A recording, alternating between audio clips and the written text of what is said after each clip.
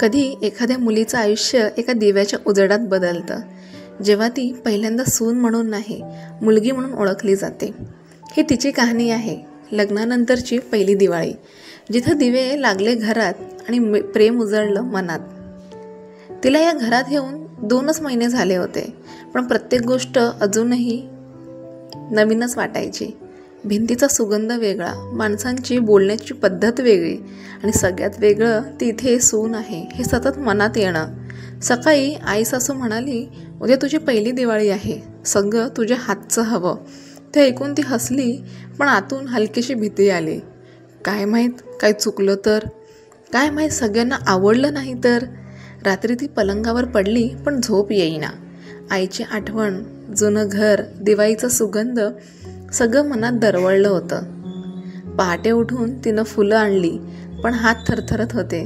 स्वयंपाकघरात पाऊल ठेवलं आणि कानात सासूबाईंचा आवाज, अगं हळू कर, तेल जास्त होईल. ती गप्प झाली. मनात वाटलं, इथे मी अजून परकीच आहे का? बाहेर बाबा दिवे लावत होते, सगळं घर उजळत होतं, पण तिच्या मनात मात्र काळोख होता.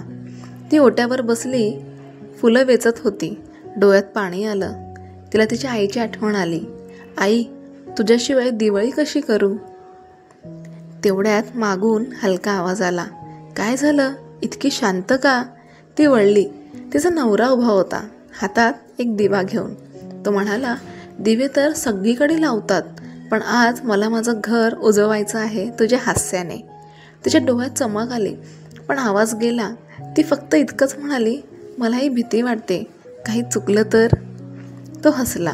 तिचा हात धरून म्हणाला, चुकलीस तरी चालेल, कारण या घरात तू सून नाहीस, तू मुलगी आहेस. ते एका वाक्याने तिचं सगळं मन भरून आलं.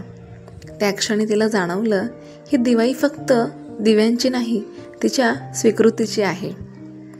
त्या संध्याकाळी सगळे मिळून दिवे लावत होते. आई सासू म्हणाली, अगं हे फुलांचं थाळ बनवलंस का तू? किती सुंदर दिसतंय.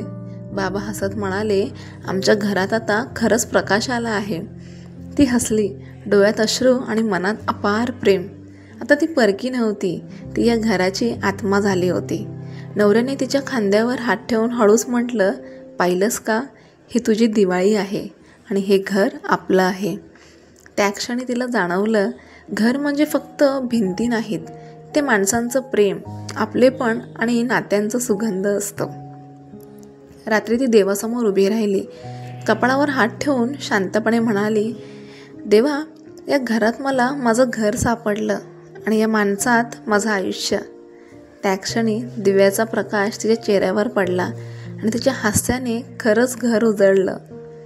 कधीकधी लग्नानंतरची पहिली दिवाळी फक्त सण नसते, ती 2 मनांचं एक होणं असतं, 2 जगांचं एकमेकांना सामावून घेणं असतं. जर तुम्हालाही कोणाच्या प्रेमानं घर म्हणजे काय हे समजलं असेल तरी स्टोरी शेअर करा आणि ज्यांनी तुम्हाला सून नव्हे तर मुलगी म्हटलं त्यांना टॅग करा.